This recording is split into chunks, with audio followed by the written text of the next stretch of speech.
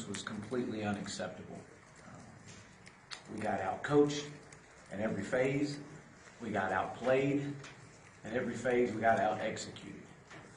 And it was completely unacceptable and embarrassing. And everyone is being held accountable, and it starts with me. And the only thing we can do is go back to work. And our total focus is on getting this football team prepared and ready today to be able to compete at our standard for this Saturday against Texas A&M. Offensively, we had 5 turnovers, 2 missed fourth down conversions. That's 7 possessions of not getting any points. 2 of those in the red zone. It's hard to beat anybody when that happens. I thought we were too inconsistent, but we decided late in the third quarter that we were going to turn it on, and it was just a little bit too late at that point. I was proud of the fight to rally back to tie the game up. Felt at that point we were going to win the game, but we waited a little too late to get that done. Defensively, I thought it was a tale of 2 halves. The first half we gave up incredibly. We bent too much. We gave up too many key third down drive continuing plays that allowed for scoring opportunities. The defense responded in the second half, basically shutting them out all the way up to the last drive of the game. And we couldn't come up with a play, and they did. And they were able to convert a 1st and 15 and on that last drive. But as I said, the only thing we can do is go back to work, and that's what we're doing. That's everybody, that's every coach, players back in here last night. And our total focus is on getting this football team prepared and equipped and ready to go for this Saturday and to respond in the way that I know they can respond. And our backs against the wall, we're going to find out a lot about ourselves in all areas. We've got a tough conference team. There's always been a ball game all the way to the end. Over the last 6 years, maybe back further than that, they got 5 offensive returners and 4 defensive returners, and they're very multiple in what they do. But as I say all the time, it's about how we play. It's not who we play right now, and that's where we're at with our program. So with that, I'll open up for questions.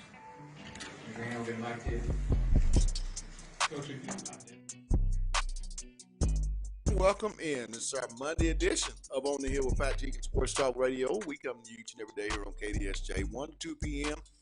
But on Mondays, we always do a 30-minute recap of this past weekend's game, and not a lot to say. I come in here as a very shocked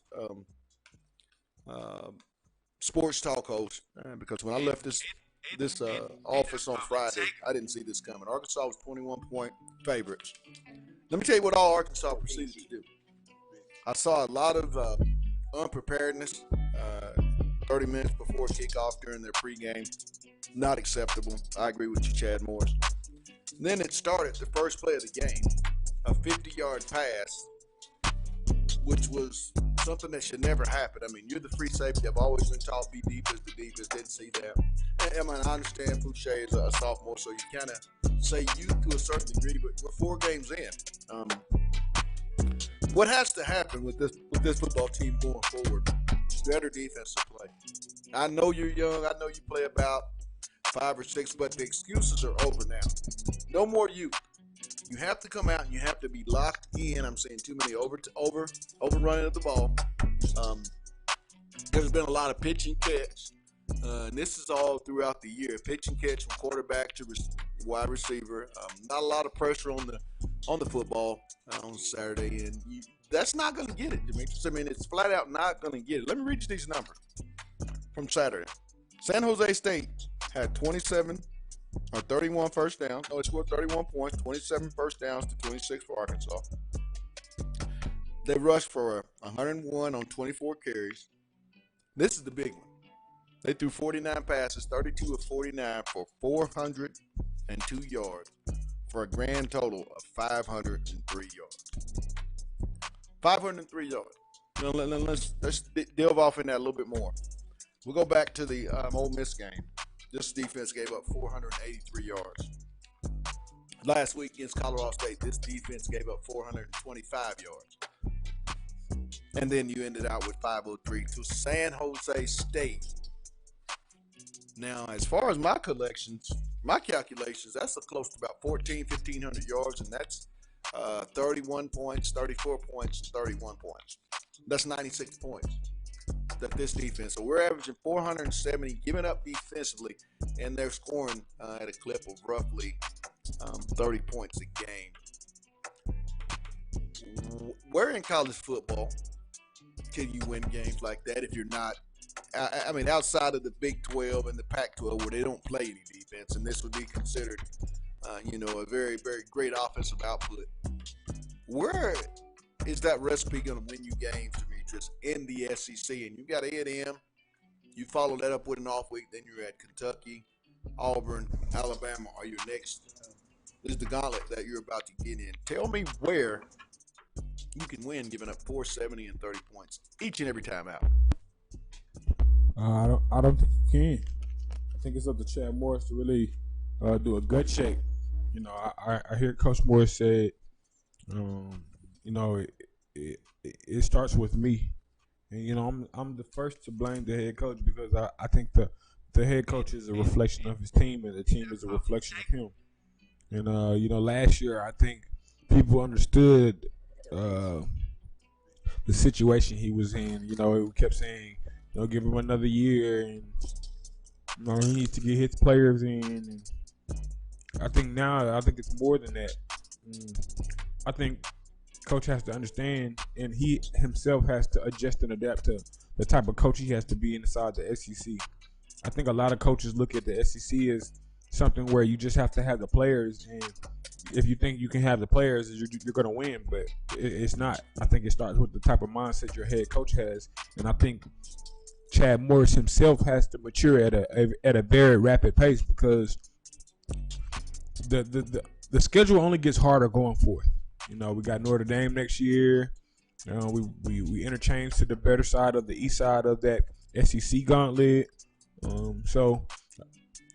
Again, I think to sum it up, that game was a reflection of Chad. And if Chad is going to be the head coach of this team, he has to mature sooner than later. I won't put it all on the coaches. And at some point, these players got to have some pride. Defensively, you have to have pride. You're giving up 470. Now, the coach can put you in a position, but defensively, you have to have pride that you're not going to give up 500 yards. This is San Jose State. I don't care on what day. Your worst player in the Arkansas roster should be better than their best player at SC. And it's about pride. And I know you do lay it at Chad, but when do the players start being held accountable? Because it was a very lackluster performance. I saw it, like I said, 30 minutes before the game was down on the field. Saw the pregame immaturity from the ball club.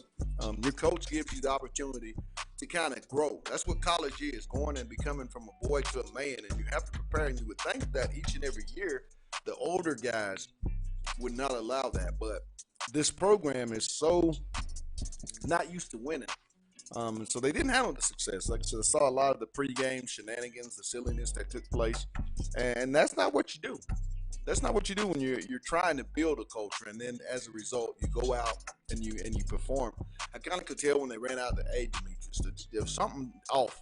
There was absolutely no emotion from that sideline, and it showed. I mean, like I said, defense is pride.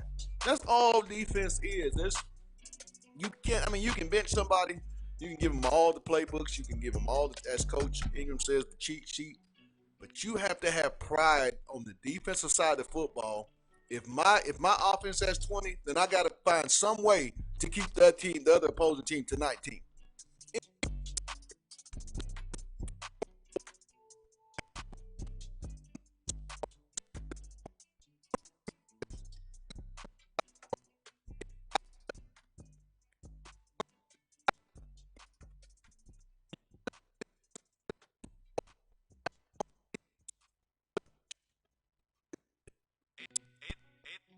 It'd probably take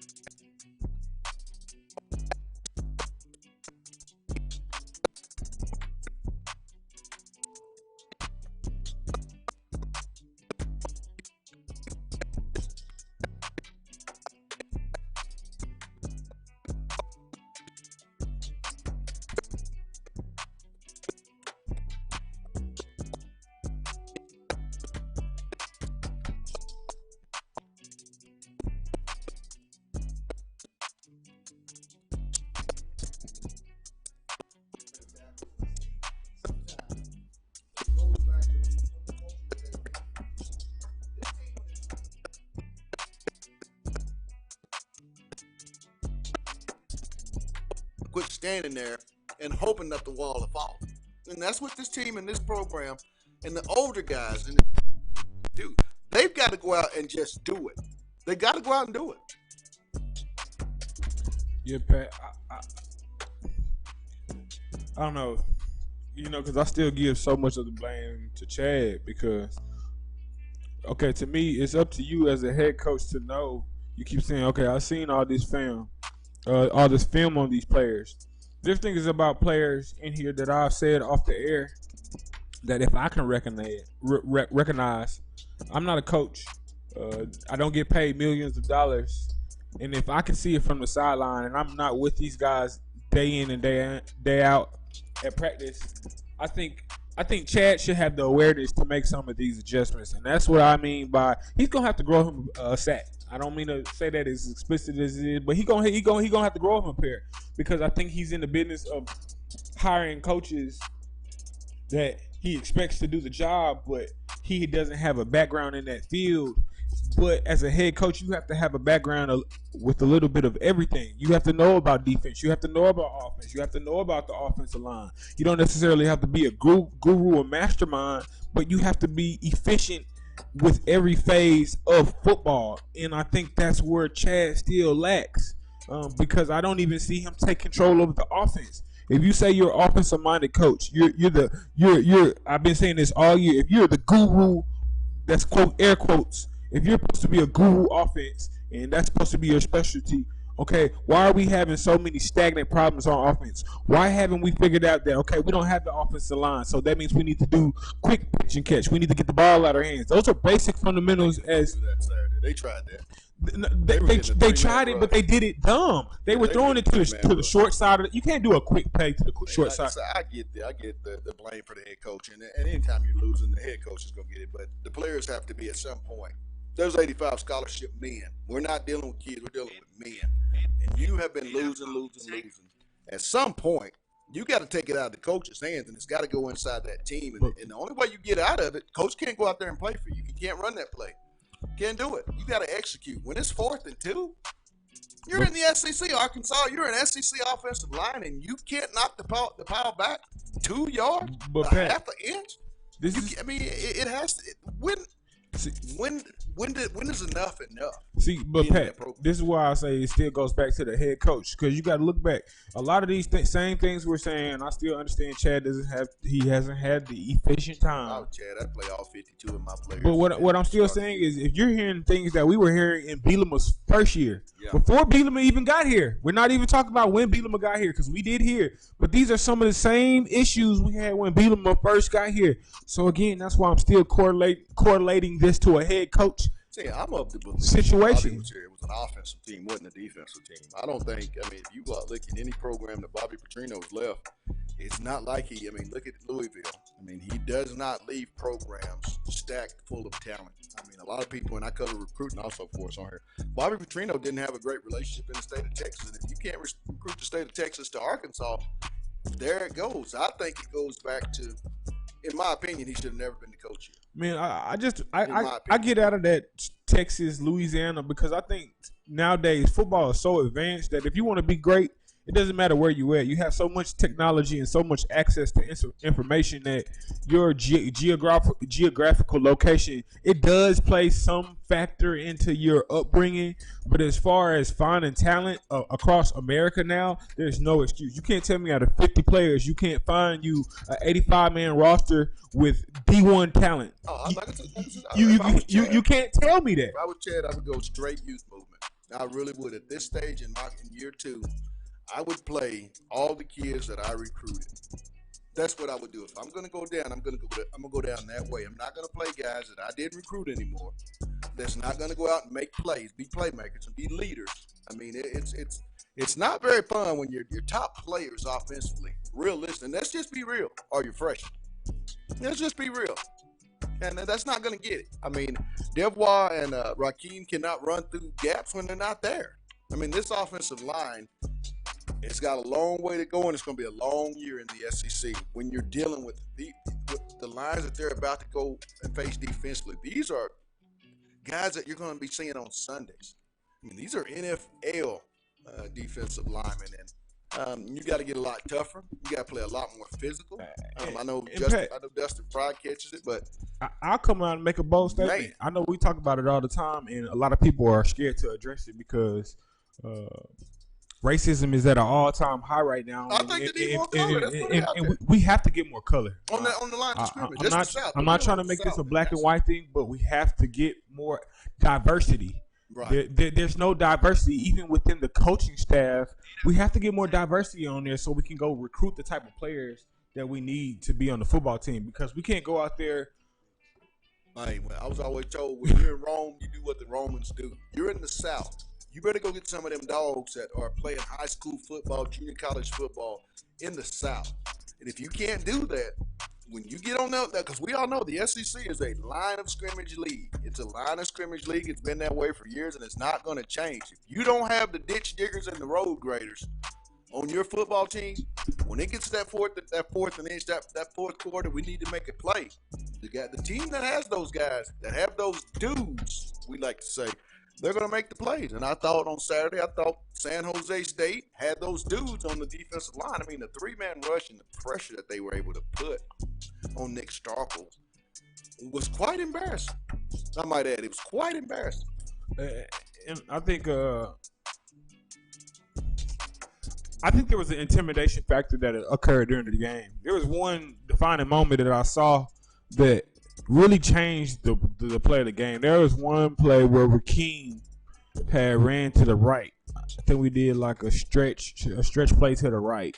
And I mean, the linebacker came up and leveled him. And I'm talking about the crowd hit a mean, ooh, I can't forget it. And I feel like after that, the defense of San Jose made such an impact on that play that, people were amazed that, okay, wow, they just really, knock Rakeem out, which is one of our bigger players on our offensive side. So I feel like we were intimidated, especially on their offensive line. When you look at the three-man pass rush, there's no way you got 5 blocking stay-at-home offensive linemen and you can't block a three-man rush. Okay, so, and then that's what I still go back to coaching, Pat, is if they're only – because Chad himself said this at the end of the game. Chad said, we knew what they were going to do on defense. We saw that they were rushing 3 and dropping 8. So when they rush 3 and drop 8, what are you supposed to do? You make them respect it. You throw the screen. That's things. I've not seen a screen play here at Arkansas already. But Pat, that's what I mean by is head coaching. Yeah, it's head coaching. Your head coach has to take wheel of the ship. I keep hearing Chad. I still go back to offense. They should have ran the ball. But Pat, this is South. But Pat, that's what I mean by your head coach has to be the final guy to make those tough decisions. That worst offensive line should have been better than that defensive line that San Jose State came in here with. I mean, you're in the SEC. It was clear the size advantage that you had, but it boils down to not physical enough. Arkansas's offensive line is not physical enough, and it's only going to get more and more exposed as we get deeper into. They're about to face dudes on Saturday in Jerry's World. They're about to face dudes at Lexington. They're going to face dudes back here in Fayetteville. They're going to Tuscaloosa to face dudes on those defensive especially lines. Auburn and LSU. They're not looking bad. It's not going to work with the. I say you got to clear out half of the offensive line scholarship kids. If I'm Chad Morris, and I'm going youth. I remember when Danny Ford did it, and with Kanoy Kennedy, that class. And we all know that how that class progressed on. But I think if you're Chad and I'm Chad, and if I go down, I'm going to go down swinging. I'm going to go down doing it my way. I'm going into the youth movement and into my program. I'm really going to go into my program and play the kids. Or if not, I'm going to really be under an evaluation period. And every film, every practice, every game, every rep will be evaluated. And I got to find players. I got to find guys that are going to go out there and lay it on the line and play with a sense of urgency and play with an attitude, play with some pride each and every snap. Fayetteville, when I grew up, you used to not want to come here, but it's not a place that any opposing non-conference or conference team, you don't fear Fayetteville anymore. And that's because the players, I believe now, they don't have a pride for their home field. Then you can tell. When you have pride for something and you are committed to something, it shows in everything that you do. Everything that you do. And when you don't have pride, I mean, people come in here in Fayetteville and they just beat Arkansas. That's with Chad. It was Bielema. Fayetteville used to be at one of the toughest places to come and play college football, but no longer. No longer. And that's coaches, but that's the players creating that environment on the field to make the fans come in and create the environment in the stands. It all has to go hand in hand, and you just don't see that. I mean, I got on the fans several weeks ago about the attendance.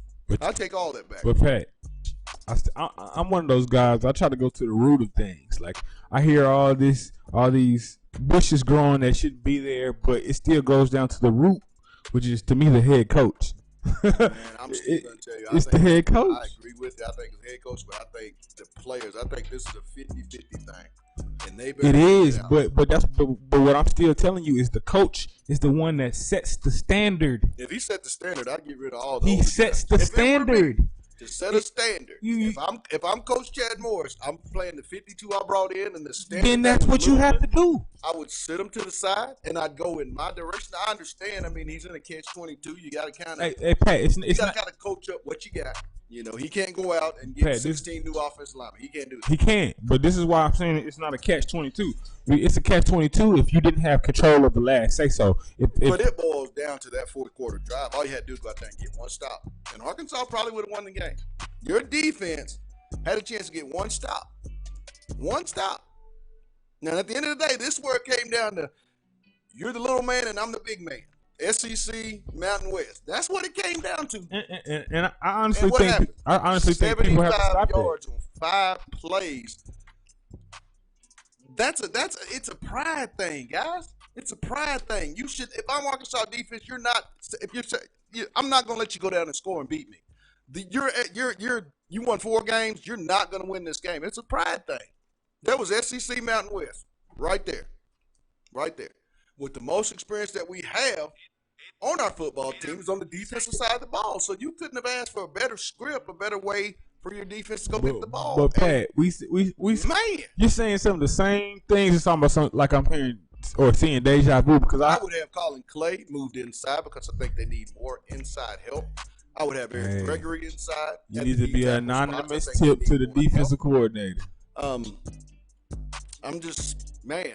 But if I was, that's just me personally. If I'm Chad Morris right now in this program going forward for my culture, I'm going to go in and I'm going to play a lot of my younger guys. I saw Jalen Cataline get in for 2 snaps.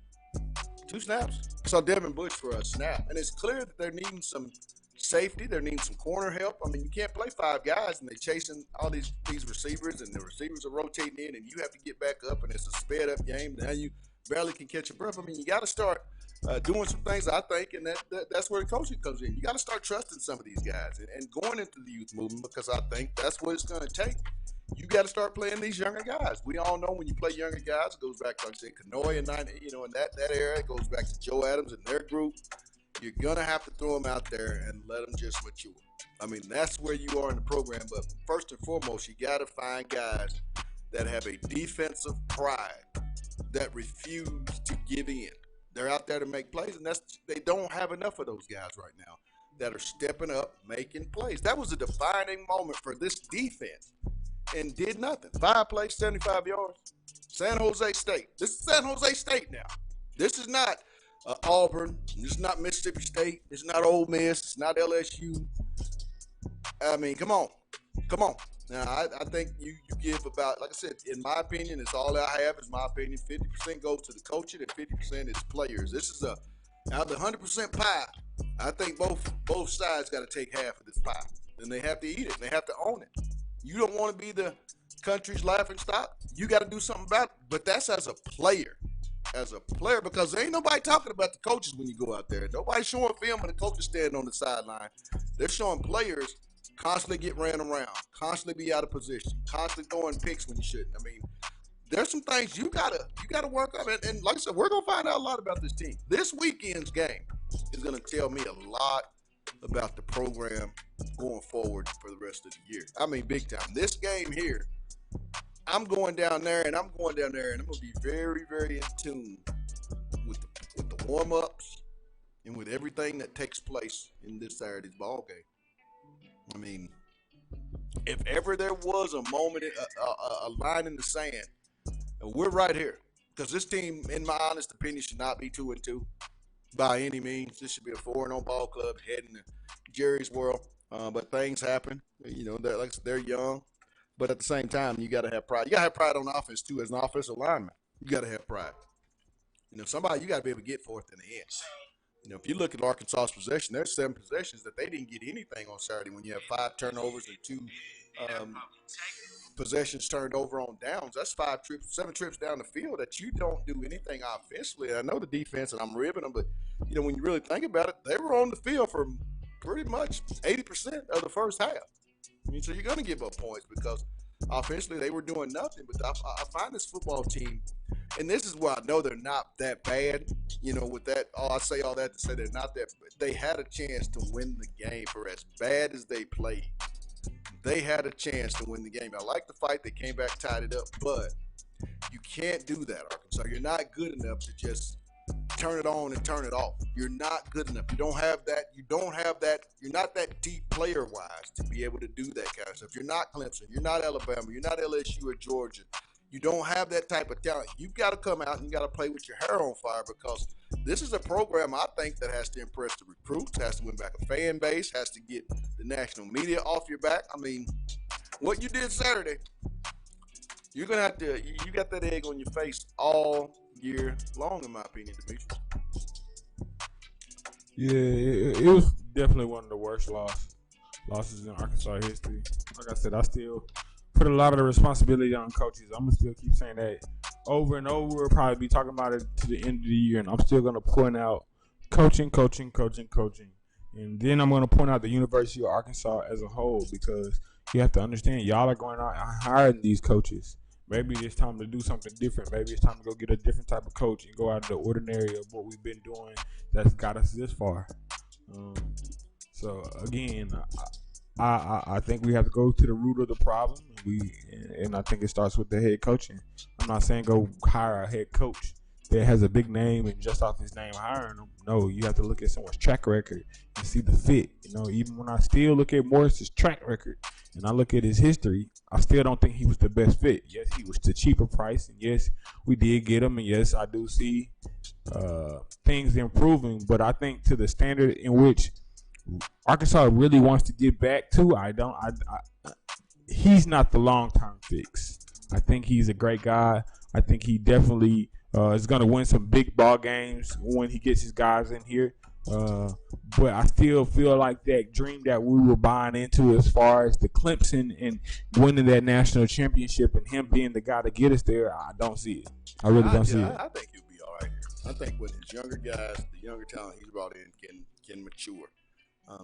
I think you're going to see a definite change in the program because, I mean, his freshman class is a different freshman class than I've seen in a while here at the University of Arkansas. But Pat, you know, it takes a lot, though. This is the SEC because, you know, I think Arkansas is just going to have to do like they did with the Joe Adams era. You're just going to have to go through the maturation process. But the difference is they won, though. They won in the process of that maturation. That's the difference between Chad and Petrino right now. But I think it's a situation where when Petrino came in, Houston Nutt left him way more talent than what was left by Beasley. I mean, Houston Nutt left him. I can't even say that.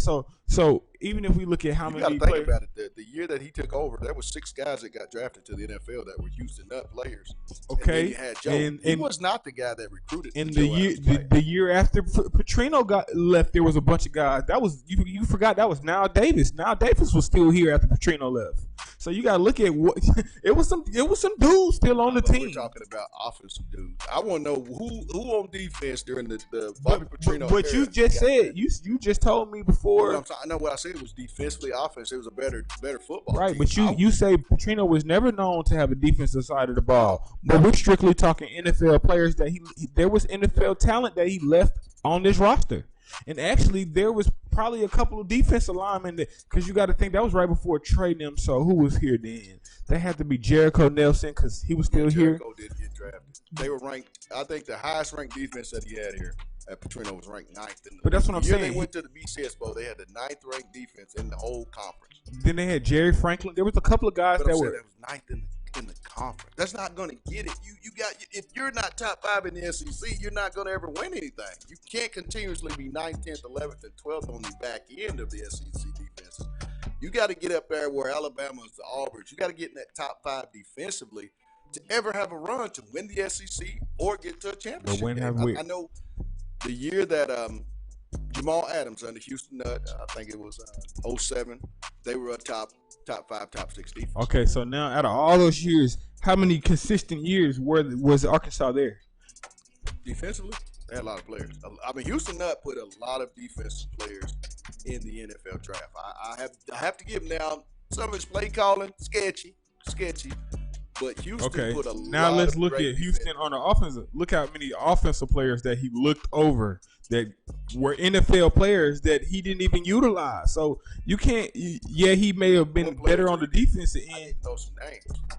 What was the lineman we had playing lineman in there? Oh, Jason Peters. Okay, Jason Peters. Okay, we didn't know about the fullback either. Peyton Hillis. Nobody but outside of Arkansas knew about Peyton Hillis. But he had Peyton had some issues with doing issues of following team rules and was suspended. I mean, that was unfortunate, but I think the biggest one was Jason Peters. I think that's the one that out of the whole Houston Nutt area, you have to scratch in because you have him at left tackle and Sean Andrews at right tackle. Man, you're running all day. Cedric Cobbs and those guys, Corey Birmingham, they're running all. Fred Talley, they're running all day long behind that offensive line. But like I said, I just think, like I said, it's 100% pie. 50 goes to the players for that embarrassing performance that they went out there and did. 50 goes to the coaching staff because I did feel like they were out coached on Saturday.